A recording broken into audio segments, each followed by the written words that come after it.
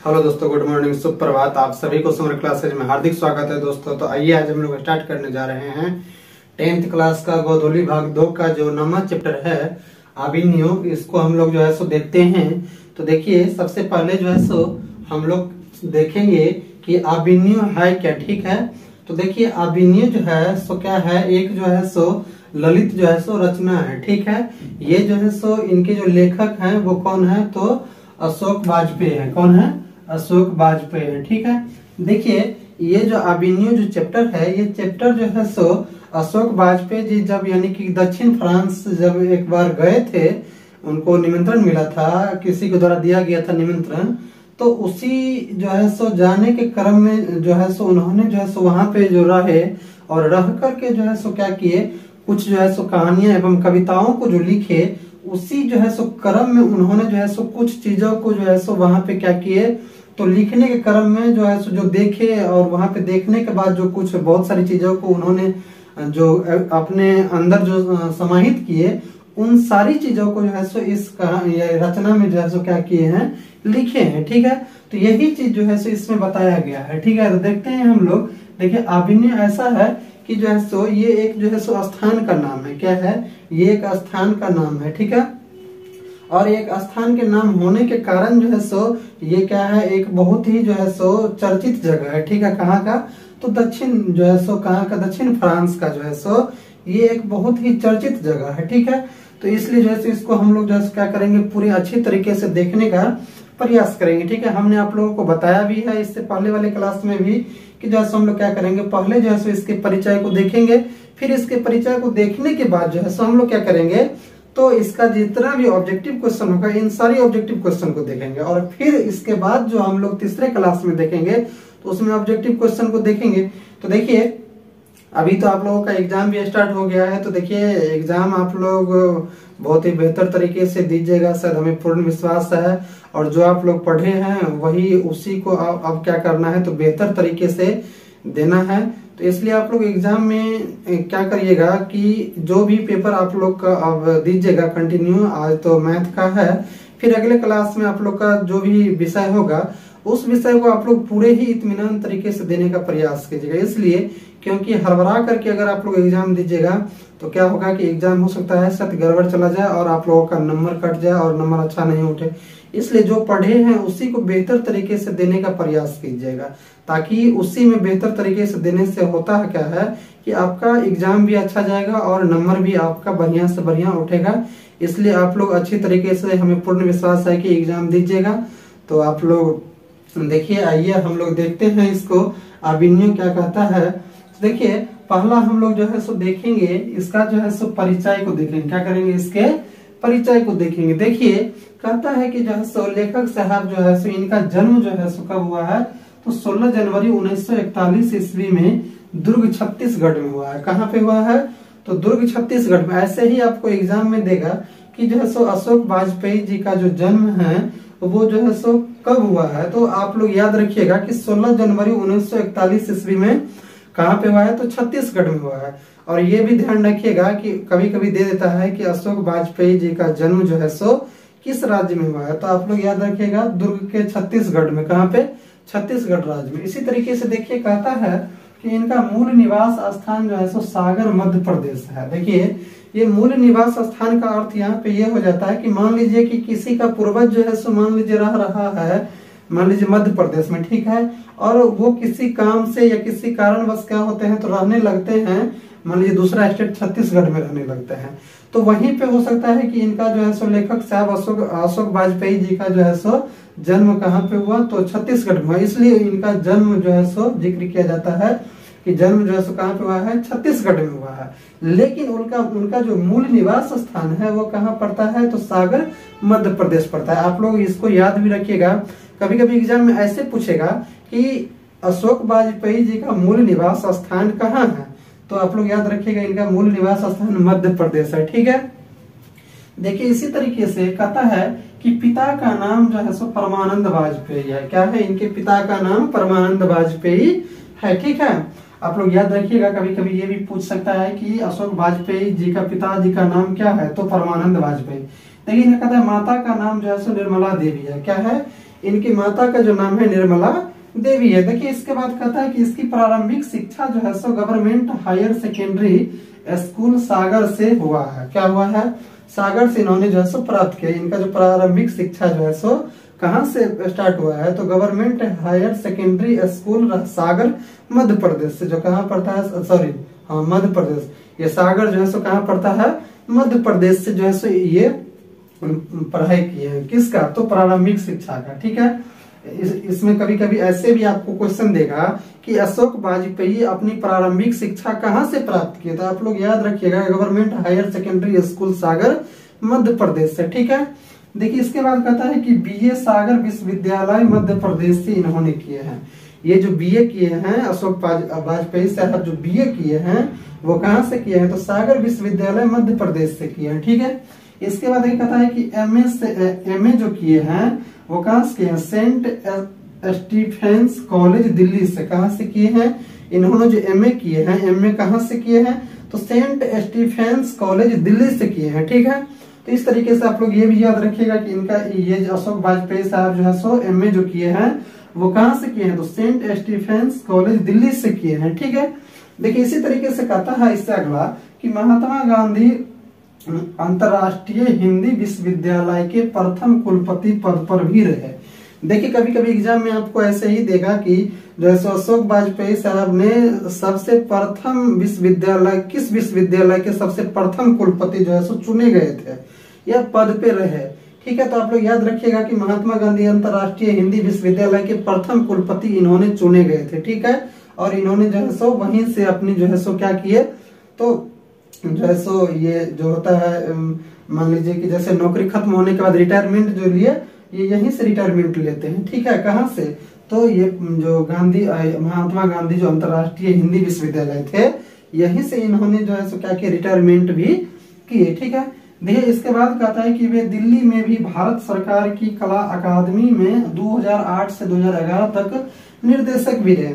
ये भी आप लोग माइंड पे रखिएगा कि दिल्ली में वे जो है सो दिल्ली में भारत सरकार में जो है सो कला अकादमी जो कला अकादमी जो संस्था था, उन संस्था में भी इन्होंने जो है सो निर्देशक के रूप में कितना से कितना तक अपना कार्य किए। तो 2008 से लेकर के 2011 तक जो है सो इन्होंने अपनी कार्य को क्या किए? वहां पे कार्य किए। कहाँ पे? तो भारत सरकार की कला अकादमी दिल्ली में। ठीक है, देखिए इसी तरीके से कहता है कि इनकी जो प्रमुख रचनाएं हैं वो कौन कौन सी है? तो कहता है कि शहर अब भी संभावना है। क्या है? शहर अब भी संभावना है, एक पतंग अनंत में। ठीक है, इसी तरीके से कहता है तत्पुरुष। इससे अगला इसी तरीके से कहता है कहीं नहीं वहीं। क्या कहता है? कहीं नहीं वहीं। देखिए ये एक अच्छा जो है सो इनका जो है सो रचनाएं है, इसको आप लोग याद रखिएगा, कहीं नहीं वहीं। ठीक है, कहता है बहुरी अकेला। क्या कहता है? बहुरी अकेला। इसके बाद कहता है थोड़ी सी जगह। क्या कहता है? थोड़ी सी जगह। कहता है दुख चिट्ठी रसा है। क्या कहता है? कि दुख जो है सो चिट्ठी रसा है। ठीक है, इसी तरीके से जो है सो अगला कहता है, ये देखिए कहता है कि फिलहाल। इससे अगला कहता है कुछ पूर्व ग्रह। इसके बाद अगला कहता है कि समय से बाहर। इससे अगला कहता है कविता का गल्प। क्या कहता है? कविता का गल्प। इससे अगला कहता है कि कभी कह गया। क्या कहता है? कि कभी कह गया। ठीक है, ये भी इनकी रचनाएं हैं। आदि जो है सो इनकी क्या है? प्रमुख रचनाएं हैं। तो इस तरीके से ये सारी रचनाएं जो है सो इनकी हैं। किनकी? तो अशोक वाजपेयी जी का। आप लोग इसको जो है सो याद रखिएगा, इसलिए याद रखिएगा क्योंकि एग्जाम में जो है सो अधिकांश जो है सो रचना से क्वेश्चन आने का चांस बनता है। ठीक है, इसलिए आप लोग जो है सो इसको क्या कीजिएगा? याद रखिएगा। देखिए इससे आगे हम लोग जो है सो देखते हैं, इससे अगला पॉइंट क्या कहता है कि अविन्यो दक्षिण फ्रांस का एक ईसाई मठ है। देखिए हमने आप लोगों को बताया भी था कि जो है सो क्या है? अविन्यो जो है सो एक स्थान है। क्या है? स्थान का नाम है जो कहाँ पड़ता है? तो दक्षिण जो है सो फ्रांस के दक्षिण फ्रांस राज्य में जो है सो क्या है? एक अविन्यो जो है सो जगह है। ठीक है, देखिए ये जगह जो है सो जगह जैसे होता है ना, किसी चीज का मठ होता है या संस्था होता है, उसी तरीके से जो है सो ये जो है सो अविन्यो के दक्षिण फ्रांस का एक जो है सो ईसाई मठ है। क्या है? ईसाई मठ है। ईसाई जो धर्म होता है उसका क्या है? एक बहुत बड़ा मठ है। ठीक है, और देखिए इसमें कहा भी जाता है कि जो है सो ये एक ऐसे अविन्यो एक ऐसा जगह है जहाँ जो है सो क्या है कि बहुत ही इसकी जो शांति के क्षेत्र में अगर कहा जा सकता है तो पूरे विश्व में जो है सो ये जगह भी क्या होता है कि इनका भी नाम आता है शांति के क्षेत्र में। शांति के क्षेत्र में इसलिए आता है क्योंकि जो है सो ये एक ऐसा जगह है जो यानी जहाँ पे जाने के बाद लोगों को फिर आने का मन नहीं करता है। इसलिए मन नहीं करता क्योंकि वहाँ पे इतनी शांति है, इतनी एकाग्रता है कि लोग जाने के बाद लगता है ना कि हम जो है सो एक ऐसी वातावरण में आ गए हैं जहां से आने का मतलब जाने का जो है सो मन कभी करता ही नहीं है किसी को। इसलिए नहीं करता है क्योंकि जो है सो ये बहुत ही शांत वातावरण। वहां पे जाने के बाद लोग कोई भी कार्य को अगर करते हैं तो जो कार्य मान लीजिए कि 10 घंटा में होगा वहां पे 1 घंटा में हो जाता है। इतनी शांत वातावरण है, ठीक है। इसी कारण से ये जगह जो है सो बहुत ही क्या है, फेमस है। देखिए इसी तरीके से आप लोग समझ गए, ये कहता है कि अविन्यो दक्षिण फ्रांस का एक जो है सो ईसाई मठ है, ठीक है। इसी तरीके से देखिए कहता है कि जो रोन नदी के किनारे बसा है या बसी है, ठीक है। देखिए ये जो अविन्यो है, ये अविन्यो जो है सो दक्षिण फ्रांस के जो है सो क्या है, एक ईसाई मठ है। और ये रोन नदी, कौन नदी, रोन नदी के किनारे बसी एक शहर है, ये संस्था है या फिर एक जगह है, ठीक है। तो आप लोग को ये ऐसे ही पूछेगा एग्जाम में कि जो है सो ये अविन्यो जो है सो किस नदी के किनारे बसा हुआ है। तो आप लोग याद रखिएगा कि जो है सो रोन नदी के एक किनारे पर जो है सो ये एक अविन्यो जगह जो है सो बसा हुआ एक जगह है, ठीक है। तो इस तरीके से आप लोग याद रखिएगा। देखिए इससे आगे कहता है कि महाभारत की प्रस्तुति पर लेखक का अविन्यो में आगमन पीटर ब्रुक के बुलावा पर। देखिए जब यानी कि महाभारत का जो प्रस्तुति हो रहा था कहाँ पे, तो दक्षिण फ्रांस में। तो उस समय जो है सो बहुत सारे लेखक, बहुत सारे जो है सो वहां पे कवि और भी कहने के मतलब जो होते हैं विद्वान लोग थे, वो सारे के सारे जो है सो इनकी क्या हो रही थी, तो वहां पे सम्मेलन हो रहा था, ठीक है। जिसमें किस पे जिक्र होता, तो महाभारत पे जो है सो महाभारत की प्रस्तुति पर जो है सो जिक्र होता। तो उसी में जो है सो इनको, तो ये पीटर ब्रुक जो थे वहां फ्रांस के जो थे, पीटर ब्रुक, इन्होंने जो है सो इन संस्था के, हो सकते हैं संस्था के कोई होंगे, हेड होंगे या कोई सदस्य भी हो सकते हैं। तो इन्होंने ही जो है सो क्या किए थे, तो अशोक वाजपेयी जी को जो है सो बुलावा भेजे थे। हो सकता है इनके करीबी होंगे, होता है ना, दोस्त यार होता है। उसी तरीके से इसी कारण से जो है सो इनको क्या किए, बुलाए थे। किसको, तो अशोक वाजपेयी जी को। कौन बुलाए थे, तो पीटर ब्रुक के बुलाए थे। तो इसीलिए आप लोग ध्यान रखिएगा, यहाँ पे कभी कभी ऐसे भी एग्जाम में पूछता है कि अशोक वाजपेयी जी को किसने जो है सो दक्षिण फ्रांस में बुलाए थे, तो पीटर ब्रुक जो है सो क्या किए थे, दक्षिण फ्रांस में जो है सो बुलाए थे, ठीक है। और उसी सम्मेलन में जो है सो इसी सम्मेलन में सम्मिलित होने के लिए जो है सो अशोक वाजपेयी जी ने दक्षिण फ्रांस में अविन्यो जाने का कष्ट किए थे, ठीक है। देखिए इसी तरीके से यहाँ पे कहता है कि रोन नदी, देखिए रोन नदी जो है सो ये 2 भाग में हम इसलिए बांट दिए हैं क्योंकि जो है सो पहला जो किनारा है रोन नदी का, जो पहला तट है, वो पहला तट क्या है, तो अविन्यो है, ठीक है। और दूसरा तट जो है वो क्या है, विल्नब लॉ अविन्यो है, ठीक है। जो क्या है, एक जो है सो कार्थिसियन जो है सो संप्रदाय का ईसाई मठ है, जो ला शत्रुजा के नाम से भी जानी जाती है। क्या की जाती है, देखिए क्या कहता है कि कार्थुसियन संप्रदाय का ईसाई मठ है जो ला शत्रुजा के नाम से भी जानी जाती है, ठीक है। देखिए तो इस तरीके से आप लोग समझिएगा यहाँ पे गौर से कि रोन नदी के 2 तट हैं। क्या है, 2 तट, एक नदी के 2 तट तो होते हैं। तो पहला तट जो है सो क्या है, अविन्यो है, और दूसरा तट जो है वो क्या है, तो विल्नब लॉ अविन्यो है। क्या है, विल्नब लॉ अविन्यो है, ठीक है। पहला तट क्या है, तो अविन्यो है, और दूसरा तट जो है सो विल्नब लॉ अविन्यो है, जो क्या है, तो कार्थुसियन संप्रदाय, एक संप्रदाय का नाम है कार्थुसियन संप्रदाय है, ठीक है। कहता है इसका ईसाई मठ जो क्या है, इसका ईसाई मठ ईसा मसीह का जो एक मठ है, उसी ईसाई धर्म में जो है सो कार्थुसियन संप्रदाय है। क्या है, कार्थुसियन संप्रदाय है, वही कार्थुसियन संप्रदाय का जो है सो ये मठ है, ठीक है। कहता है जो ला शत्रुजा के नाम से भी जानी जाती है। कौन, तो ये जो विल्नब लॉ अविन्यो है, उसको हम लोग किस नाम से, या कहने को मतलब कार्थुसियन संप्रदाय का जो ईसाई मठ है, उसको एक दूसरा नाम किससे और पुकारा जाता है, तो ला शत्रुज के नाम से भी इसे जाना जाता है। किसको,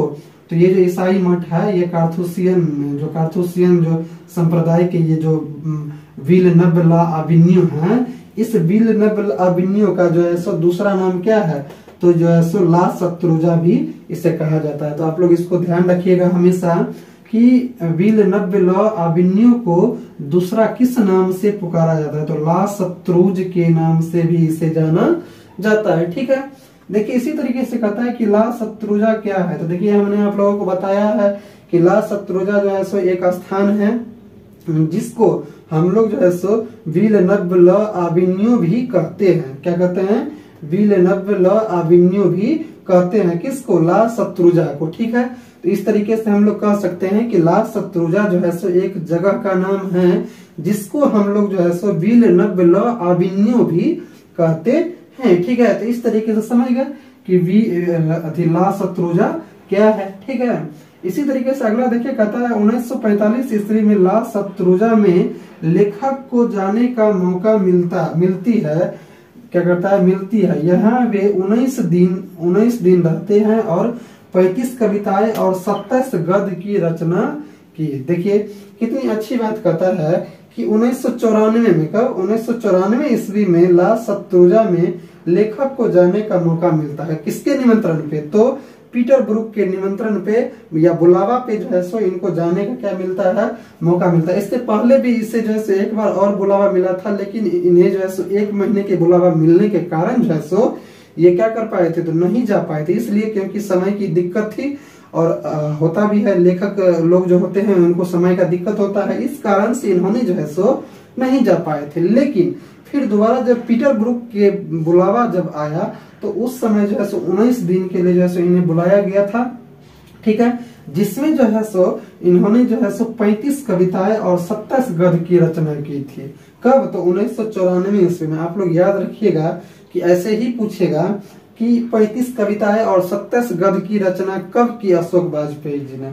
तो 1994 ईस्वी में की। ठीक है, और ये भी पूछ सकता है कि 1994 ईस्वी में जब दक्षिण फ्रांस जब गए थे अशोक वाजपेयी जी ने, उस समय जो है इन्होंने जो है सो कितने दिन वहां रहे थे? तो आप लोग याद रखिएगा 19 दिन जो है सो वे जो है सो रहे थे। ठीक है, तो इस तरीके से जो है आप लोग इसको याद रखिएगा कि 1994 ईस्वी में ला शत्रुजा में लेखक को जाने का मौका मिलती है। यहाँ वे 19 दिन रहते हैं और 35 कविताएं और 27 गद्य की रचना की। देखिए आप सोच सकते हैं कि 19 दिन में इन्होंने जो है सो 35 कविताएं लिख डाली और जो है सो 27 जो है सो गद्य की जो है सो क्या की? तो रचना कर दी है। लेकिन इस तरीके से हम लोग सोच सकते हैं कि ये कितनी अच्छी जगह है जहां जाने के बाद जो है सो लोग 19 दिन में 35 कविताएं और 27 गद्य की रचनाएं कर देती है। इसी से कल्पना की जा सकती है कि वो एक ऐसे महत्वपूर्ण जगह है और शांति का वातावरण है जहाँ क्या होता है कि लोग जो है सो कई हजार गुना काम जो है सो बहुत कम ही समय में क्या कर लेते हैं? संपादित कर लेते हैं। ठीक है, तो यही चीज को यहाँ कहा है। देखिए कहता है कि लेखक आबिन्यो क्या क्या लेकर गए थे। तो देखिए लेखक साहब जो थे अशोक वाजपेयी साहब, वो जो है सो जब आबिन्यो गए थे तो वो जो है सो 3-4 किताबें लिए थे और एक टेप होता है जो किसी साउंड को या अपनी बातों को रिकॉर्ड करने के लिए जो है सो ले गए थे साथ में, और टाइपराइटर जो होता है टाइपिंग करने वाला, उसको ले गए थे साथ में। इन 3 चीजों को जो है सो उन्होंने जो है सो लेकर के गए थे। और देखिए वहां पे जो रहे थे तो उस रहने के क्रम में वहां का नियम था कि आपको एक सप्ताह या 5 दिन ऐसे ही जो है सो क्या होता है कि जो है सो वहां पे आपको शाम की जो भोजन होता है वो आपको फ्री में दिया जाता है, लेकिन बाद टाइम की जो भोजने होती है 7 दिन से होता है इस तरह का, और बाद की जो समय का जो भोजन होता है शाम का समय के छोड़ करके जो 5 दिन या 7 दिन का जो भोजन होता है और टाइम का, वो आपको बाहर व्यवस्था या कहीं पे वहीं पे जैसे 2 रूम था और किचन था, बाहरी हिस्सा में जो है सो किचन भी था, स्नान रूम भी था, इस तरीके से गैलरी भी था आंगन टाइप से। तो उसमें आप जो है सो बना करके या खुद से आप बाहर से लेकर के, सुविधा बाहर में थी तो वहां से जो है सो लेकर के आप क्या कर सकते हैं? खा सकते हैं। ठीक है, तो यही चीज यहाँ कहता है कि लेखक साहब जो है आबिन्यो क्या क्या लेकर गए थे। तो समझ ही गए आप लोग कि लेखक साहब जो है सो क्या क्या लेकर गए थे? टेप रिकॉर्डर लेके गए थे एक, और टाइपराइटर लेके गए थे, और 3-4 बुक लेके गए थे। ठीक है, देखिए इसी तरीके से कहता है कि प्रतीक्षा करते हैं पत्थर कविता का चर्चा। देखिए कितना अच्छा सुंदर बात कहा है कि वहां इतनी शांत वातावरण है कि वहां की दीवार की जो पत्थरे हैं वो पत्थरे भी क्या करती है, कविता का जो है सो चर्चा करती है। चर्चा करने का मतलब कि इतनी मौन है कि उस मौन से जो है सो बहुत सारी चीजें सीखने को मिलती है और वही जो है सो एक कविता का रूप जो है सो प्रदर्शित करती है। कौन, वहां की जो दीवारें हैं वो दीवारें। तो यही चीज यहाँ कहता है कि लेखक प्रतीक्षा करते हैं पत्थर कविता का चर्चा।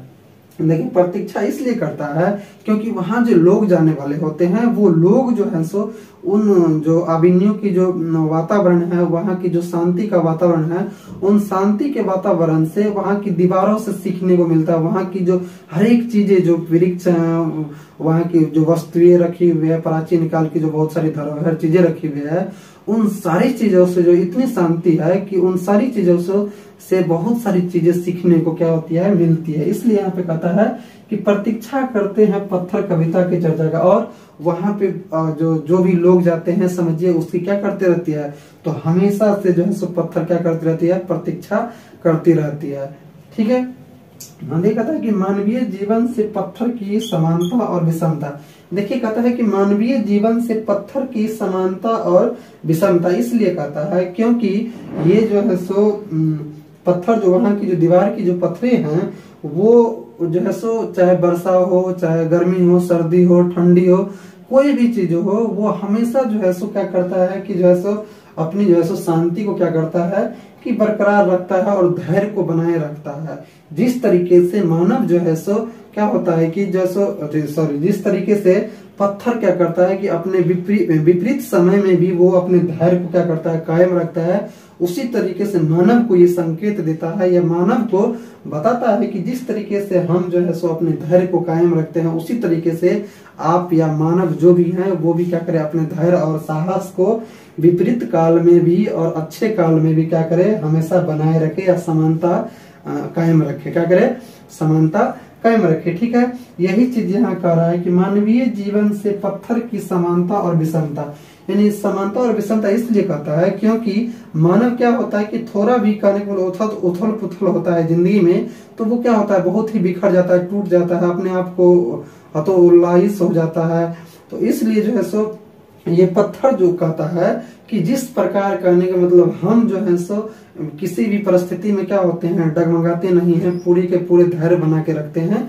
उसी तरीके से आप भी क्या करें कि अपनी जिंदगी में कितना भी कहने का मतलब सुख दुख और कहने का मतलब परिस्थितियां आए किसी भी तरह का, तो उस परिस्थितियों में आप क्या करें, अपनी धैर्य को कायम रखें। ठीक है, ये कौन कर रहा है, तो पत्थर से सीखने को मिलता है। इसलिए यहाँ पे पत्थर की जो है सो कारण जो है सो हम लोग क्या करते हैं, इतनी सारी चीजों को सीख करके इसकी समानता और विषमता दोनों को क्या करते हैं, जानने का प्रयास करते हैं। किससे, अभिनयों में जो वहां की जो दीवारें हैं, दीवार में लगी हुई पत्थरों हैं, उन सारी पत्थरों से। ठीक है, देखिए इससे आगे कहता है कि नदी तट पर लेखक को किसकी याद आती है। देखिए नदी तट पर जो है सो लेखक को जो है सो नदी की जो है सो जितनी भी खासियत हैं, विशेषताएं हैं, इन सारी चीजों की याद आती है। इसलिए आती है क्योंकि जब वो नदी की तट पर बैठता है, तो नदी की तट पे बैठते समय वहां जो है सो जब अशोक वाजपेयी साहब बैठते हैं नदी के तट पे, तो उन्हें लगता है कि नहीं, कहने का मतलब हम जो बैठे हुए हैं वो शायद हम जो वहां की जो नदी की पानियां हैं वो पानी नहीं बह रहा है, बल्कि जो हम जो बैठे हुए किनारे पे हैं वो किनारे क्या हो रहा है, तो बह रहा है। इसलिए उसका ऐसा प्रतीत होता है क्योंकि जो है सो वहां की पानी इतनी शांत है, नदी की जो पानी है, पानी में इतनी शांति का वातावरण है, प्रतीक दिखाई पड़ता है, जो क्या होता है कि लगता है कि वहां पानी नहीं बह रहा है, वहां के नदी के जो किनारे हैं वही क्या हो रहा है, बह रहा है। ठीक है, तो यही चीज को यहाँ कह रहा है कि नदी तट पर लेखक को किसकी याद आती है, तो नदी तट पर जो है सो लेखक को नदी की खासियत की याद आती है कि जो है सो हम जो है सो बैठे हुए जो है किनारे पे, वो क्या हो रहा है, किनारा ही बह रहा है, ना कि पानी बह रहा है। इसलिए कह रहा है क्योंकि पानी की स्थिरता इतनी है कि पानी की स्थिरता से पता चलता है कि पानी नहीं बह रहा है, बल्कि नदी का जो तट है वो तट क्या हो रहा है, बह रहा है। ठीक है, यही चीज को यहाँ कह रहा है, इतनी वहां पे क्या है, शांति का वातावरण है पानी में भी। देखिए इसके बाद कहता है कि नदी और कविता में समानता।